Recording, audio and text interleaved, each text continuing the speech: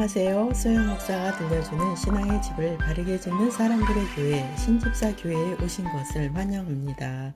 오늘의 주제는 생명의 성령을 따라 사는 방법. 여러분을 영의 세계에서 사는 방법으로 초청합니다. 로마서 8장은 성도가 육체의 정욕을 이기고 성령으로 사는 방법을 소개합니다. 성도는 육신의 생각을 따르지 않고 영의 생각을 따라 살아야 하는 것이 가장 중요한 목표입니다. 성경은 우리를 만드신 하나님에 대해 말씀하고 있습니다. 그리고 하나님께서 계획하신 일을 말씀을 통해 알려주시고 믿는 자의 심령에 오셔서 함께 하십니다. 하나님께서는 그분의 뜻이 믿는 자에게 이루어지기를 원하십니다. 그분의 뜻이 우리에게 이루어지는 말씀으로 들어가겠습니다. 오늘 함께 할 본문은 로마서 8장 1에서 6절입니다. 1번 믿는 자는 정죄를 받지 않습니다. 로마서 8장 1절 그러므로 그리스도 예수 안에 있는 사람들은 정죄를 받지 않습니다.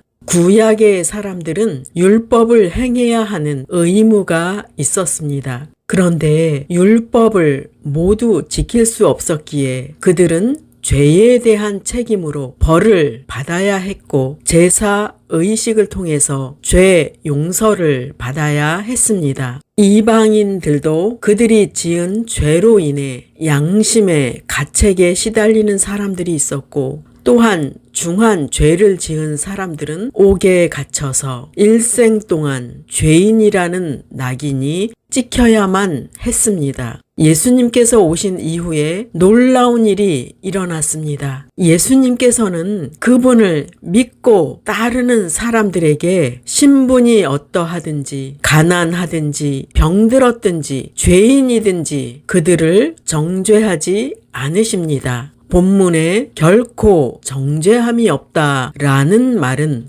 믿는 사람에게는 심판과 저주가 없으며 죄에 대한 형벌이 없다는 의미입니다. 이 내용은 주 예수 그리스도를 믿는 사람은 죄 때문에 저주받는 일은 결코 없을 것이라는 말씀입니다. 그 말씀의 의미는 어떤 사악한 죄를 지었을지라도 진실하게 회개하면 그의 죄를 용서해 주신다는 말씀입니다. 이 놀라운 사랑을 허락하신 그리스도를 믿기만 하면 하나님께서 그를 의롭다고 인정해 주시고 구원하십니다. 믿는 분들이여 우리는 우주보다 더 높고 더 깊고 더 넓은 사랑을 받았습니다. 아무것도 아니고 보잘것없는 우리가 어마어마한 사랑을 받았습니다. 그 사랑을 받은 자들이 거룩하신 하나님을 모시기 위한 훈련이 시작됩니다. 그것이 바로 겉사람이 처리를 받는 것입니다.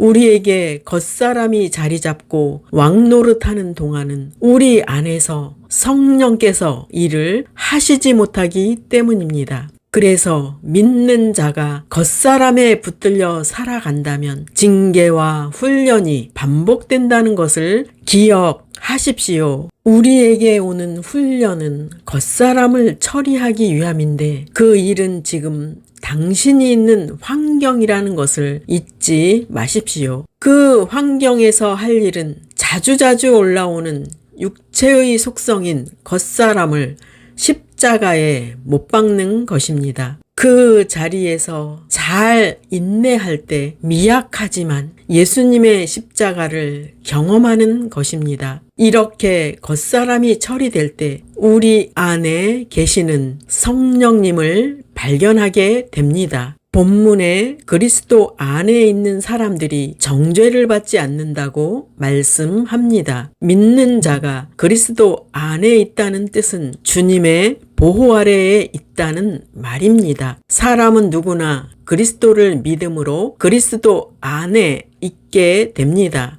즉 믿는 자는 그리스도 안에 있는 것으로 간주되며 그리스도 안에 있는 것으로 인정됩니다. 구체적으로 말한다면 한 사람이 그리스도를 믿게 되면 하나님께서는 믿는 자를 그리스도 안에 자리를 잡게 하십니다. 이제 믿는 자의 위치는 어디서든지 그리스도와 함께하는 것입니다. 그러므로 그리스도를 믿는 자는 그리스도와 연합되었습니다. 즉 예수 그리스도는 우리의 삶과 죽음과 부활에 있어서 우리의 대표자요, 우리의 대리자이십니다. 하나님께서는 믿는 자를 이렇게 보십니다. 1번, 그리스도를 믿는 자는 죄에 대해서는 죽은 자로 보십니다. 예수께서 십자가에서 죽임을 당하신 것처럼 믿는 자도 죄에 대해서 죽은 자입니다. 이 사실을 믿고 죄가 여러분에게 찾아올 때 나는 죄에 대해 죽었다 라고 시인하고 물리쳐야 합니다. 그러면 그리스도를 따르는 방법을 보시겠습니다. 마태복음 16장 24절 이에 예수께서 제자들에게 이르시되 누구든지 나를 따라오려거든 자기를 부인하고 자기 십자가를 지고 나를 따를 것이니라. 본문은 주님의 제자가 되는 방법을 말씀하고 있습니다. 자기 자랑이 편만한 이 시대에 자기를 부인하고 자기 십자가를 지라고 말씀합니다. 이 말씀은 항상 불쑥불쑥 튀어나오는 육체의 속성을 부인하라는 것입니다. 그리고 십자가를 지고 라는 말씀은 죄에 대해 죽은 자로 살라는 말씀입니다. 죄가 접근해 올 때 죄에 넘어가지 말고 죄를 미워해야 합니다. 그리고 마귀가 가져다 주는 유혹과 시험에 대해 나는 그것에 대해 죽었다 라고 선포해야 합니다. 2번, 믿는 자는 그리스도 안에서 새 생명을 얻은 자로 보십니다. 믿는 자가 죄에 대해 죽은 자가 되어야 하는 이유는 그리스도의 새 생명으로 살기 위해서입니다. 주님의 순결하고 깨끗하고 청명하고 아름다운 새 생명을 모시기 위해서입니다. 이 새 생명으로 살고 싶지 않습니까? 이 새 생명을 소유하기 위해 믿는 자는 죄를 짓게 하는 육신의 속성을 포기하는 것입니다. 그리고 죄에 대해서는 항상 죽음에 넘기고 주님께 속한 새 생명으로 사는 것입니다. 3번, 믿는 자는 그리스도 안에서 부활한 자로 보십니다. 믿는 자에게 부활이 약속되었다는 것은 엄청난 특권을 가진 것입니다. 사람들은 오래 살기 위해 노력하고 영원히 살기 위해 연구하고 개발하는 비용이 상당합니다. 그런데 믿는 자는 그러한 노력과 투자 비용 없이 부활의 약속을 받았으니 엄청난 특권을 받은 것입니다. 그리고 하나님의 자녀로 인정을 받았습니다. 이 사실 하나만으로도 우리는 얼마나 큰 축복을 받았는가를 알아야 합니다. 2번, 성령은 믿는 자에게 생명을 주십니다. 로마서 8장 2절 이는 그리스도 예수 안에 있는 생명의 성령의 법이 죄와 사망의 법에서 너를 해방하였음이라. 우리가 살고 있는 이 세상에서 죄와 사망의 법은 모든 사람을 지배하고 통치하고 있습니다. 그 죄와 사망의 법으로 인해 모든 사람은 죽습니다. 본문에 생명의 성령의 법이 나옵니다. 성령의 법 앞에 생명이라는 단어에 주의하십시오. 생명은 사망과는 상반되는 단어입니다. 믿는 자가 그리스도 예수 안에 있으면 그는 생명을 소유한 자가 됩니다. 이 얼마나 놀라운 말씀입니까? 죄와 사망의 법에 매여 있던 자가 구원을 받아 영원한 새 생명을 소유하게 되었습니다. 우주 안에서 이루어지는 중요한 한 가지 법이 있는데 그것이 성령의 법입니다. 이 성령의 법이 이루어지는 곳은 오직 예수 그리스도 안에서입니다. 새 생명으로 이루어지는 일은 사람이 존재하는 목적을 깨닫게 되고 또한 그는 영적인 생명을 소유한 자가 됩니다. 로마서 8장 3절 우리의 타락한 성품 때문에 율법이 연약하여 할 수 없는 그것을 하나님은 하셨습니다. 하나님께서는 죄의 문제를 해결하시기 위해 자기 아들을 죄 많은 인간의 모양으로 보내시고 우리의 죄값을 그에게 담당시키신 것입니다. 주님께서는 세 가지로 사람의 죄를 정하셨습니다. 1번, 하나님께서는 말씀에 불순종하는 것을 죄로 정하셨습니다. 죄는 하나님의 성품과는 반대되는 것입니다. 그리스도께서는 그 죄를 거부하셨고 하나님의 말씀에 순종하셨습니다. 그분은 죄를 거부함으로써 죄가 악하다는 것과 그것을 멀리해야 함을 친히 보여주셨습니다. 2번, 그리스도께서는 모든 사람을 위해서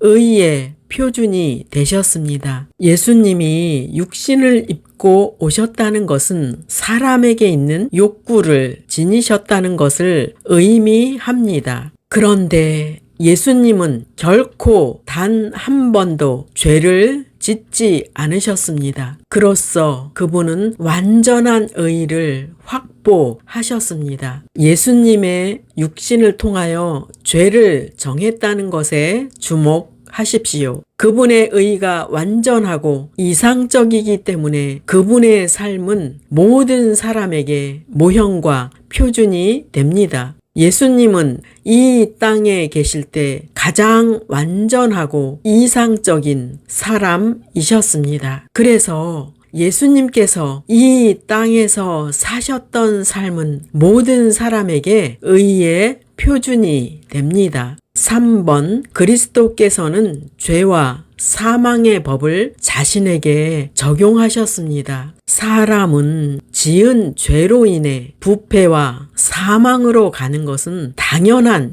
결과입니다. 그런데 예수님께서는 하나님께 나아가서 두 가지를 강구하셨습니다. 첫째, 예수님은 인간의 불의 대신에 자신의 완전한 의를 받아주시기를 하나님께 강구하였습니다. 둘째, 예수님은 인간의 죄와 사망을 자기 자신에게 전가시켜 줄 것을 하나님께 강구하셨습니다. 예수님의 초점은 사람을 구원하시는 일에 모든 초점이 맞추어져 있습니다. 이와 같이 우리를 사랑하는 사람이 이 세상에 있을까요? 아마도 예수님의 사랑을 받고 감동을 받은 사람은 예수님과 같은 사랑을 실천할 것입니다. 사랑의 원자탄이라고 불리는 손양원 목사님이 있습니다. 손양원 목사님은 자기의 두 아들을 죽인 그의 동료를 아들로 삼고 진심으로 사랑해 주었습니다. 손양원 목사님의 사랑을 받은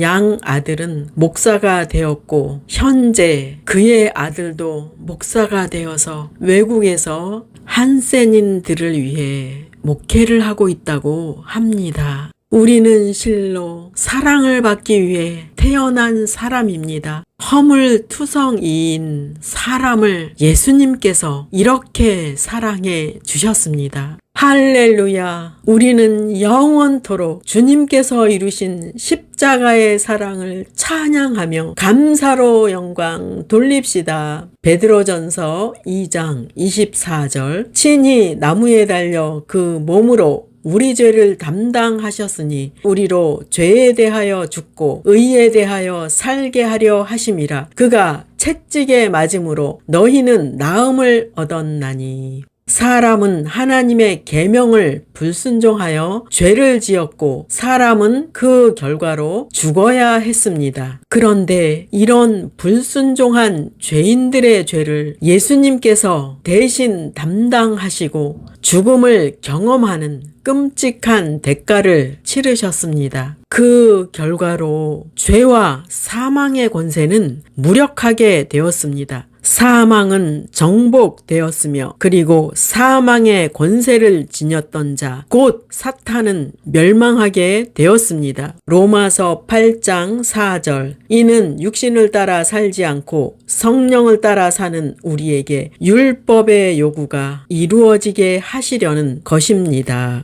예수님께서는 육신을 따르지 않고 성령을 따라 행하는 사람들에게 새 생명을 주십니다. 그러므로 믿는 사람이란 성령을 따라 살려고 노력하는 사람입니다. 하나님께서는 사람이 육신을 따라 살지 않고 성령을 따라 행할 때 의롭다고 인정하십니다. 이것이 가장 놀라운 말씀이요 영광스러운 진리입니다. 그러므로 우리가 성령을 따라 살 때 하나님의 율법을 지킬 수 있고 육신의 죄를 벗어날 수 있습니다. 구약의 율법은 믿는 자에게 능력은 주지 않고 스스로 지키라고 했습니다. 그로 인해 구약의 성도들은 율법을 완전하게 지키지 못했습니다. 신약의 복음은 성령께서는 믿는 사람의 마음을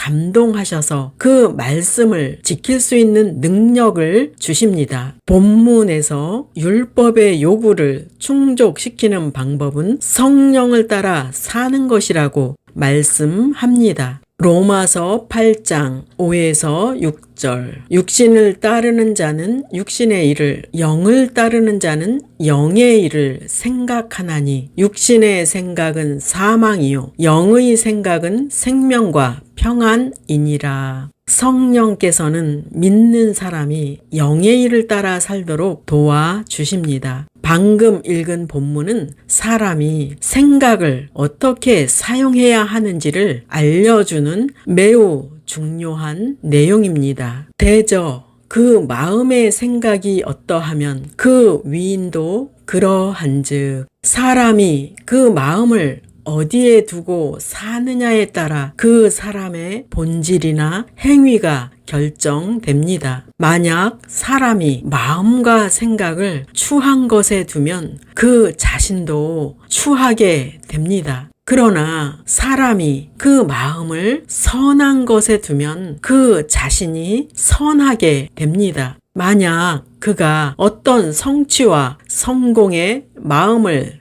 집중시키면 그는 원하는 바를 이루고 성공하게 됩니다. 그리고 그의 마음이 경건한 생각으로 가득 차 있으면 그 자신이 경건하게 됩니다. 만약 그의 생각이 하나님과 의에 초점을 두고 있다면 그는 경건하고 의로운 사람이 됩니다. 갈라디아서 6장 7절 스스로 속이지 말라. 하나님은 업신여김을 받지 아니하시나니 사람이 무엇으로 심든지 그대로 거두리라. 사람이 마음에 무엇을 심든지 그대로 거둡니다. 이것이 마음의 법입니다. 그러면 그 결과를 보시겠습니다. 1번 육신적인 생각의 결과는 사망입니다. 사망이란 하나님께로부터 영원히 분리되고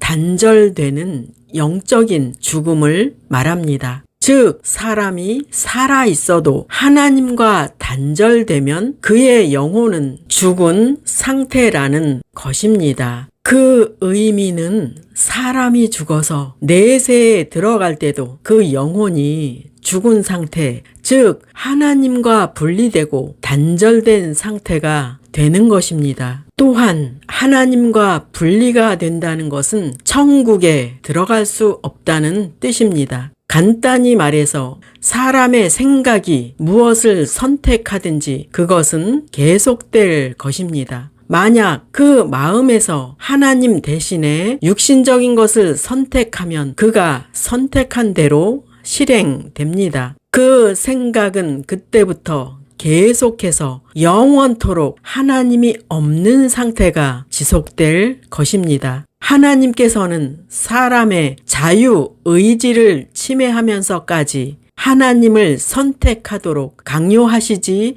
않습니다. 2번, 영의 생각이 있습니다. 영의 생각이라는 말은 성령에 의해 통제되고 지배받는 것을 말합니다. 그것은 성령을 따라 행하는 사람은 날마다 영의 일을 생각한다는 의미입니다. 믿는 자의 마음에서 영적인 일들에 관심을 기울이게 하는 분은 바로 성령이십니다. 성령께서는 믿는 자의 내면에 살아 계십니다. 이 사실을 우리는 날마다 인정해야 합니다. 히브리서 11장 6절 믿음이 없이는 하나님을 기쁘게 해 드릴 수 없습니다. 하나님께 나아가는 사람은 하나님이 계시다는 것과 하나님은 자기를 찾는 사람들에게 상을 주시는 분이시라는 것을 믿어야 합니다. 본문은 한 절이지만 많은 의미를 함축하고 있습니다. 믿는 자는 우리 주 예수에 대한 믿음을 긴장감 있게 활발하게 유지해야 한다는 말씀입니다. 믿음이 지속성 있게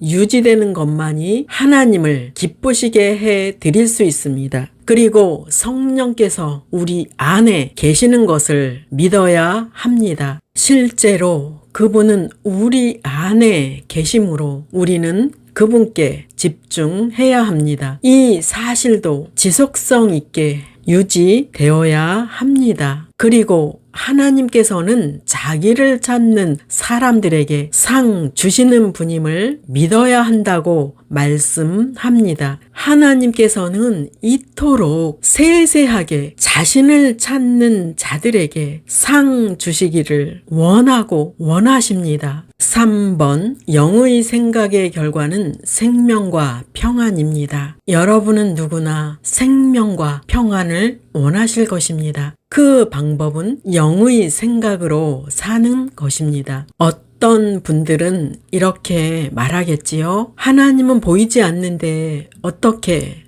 그분과 살아갈 수 있나요? 우리가 사는 세상에는 육신을 자극하고 육신을 기쁘게 하는 것이 너무도 많습니다. 그런데 본문은 생명과 평안을 원하면 영의 생각을 해야 한다고 말씀합니다. 영의 세계를 알려면 먼저 성령을 받아야 합니다. 성령을 받아야 영의 세계를 알게 되고 방금 전한 말씀도 이해하게 됩니다. 교회에 새로 입교한 분들은 길을 갈 때도 일을 할 때도 잠자기 전에도 기도하십시오. 주여 저에게 성령을 주세요 라고 계속 반복하여 기도하시기 바랍니다. 그럴 때 하나님께서 성령을 주실 것입니다. 성령을 받은 성도들도 완벽한 것은 아닙니다. 믿는 자에게 찾아오는 사탄의 유혹도 우는 사자와 같이 강력하기에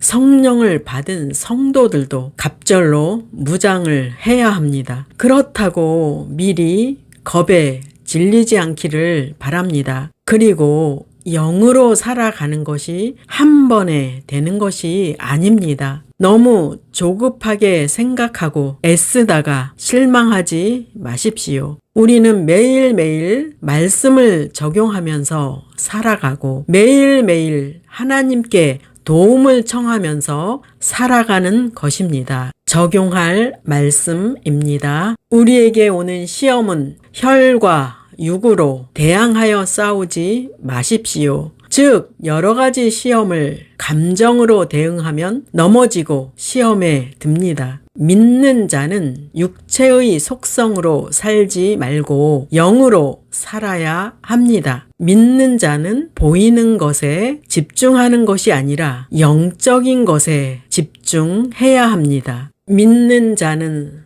사람과 만나서 대화하는 것보다 거룩하신 하나님과 대화를 많이 해야 합니다. 믿는 자는 육신의 생각에 넘어가지 말고 영의 생각을 해야 합니다. 믿는 자는 영으로 살기를 소원해야 하고 이 소원을 위해 자주자주 하나님께 도움을 청하십시오. 그리고 영적 말씀을 반복하여 듣고 영으로 살기를 소원한다고 기도하십시오. 여러분의 목표가 생명의 성령을 쫓아 사는 삶이 되시기를 예수 이름으로 축원합니다.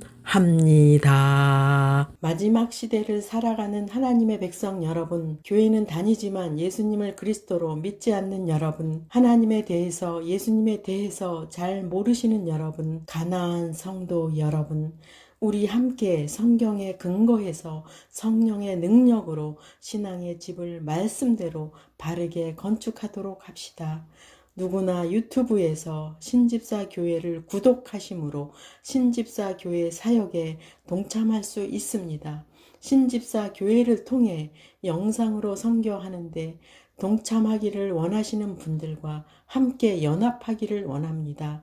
아브라함 목사에게 언제든지 연락 주십시오. 우리 주 예수 그리스도의 이름으로 축복하고 또 축복합니다.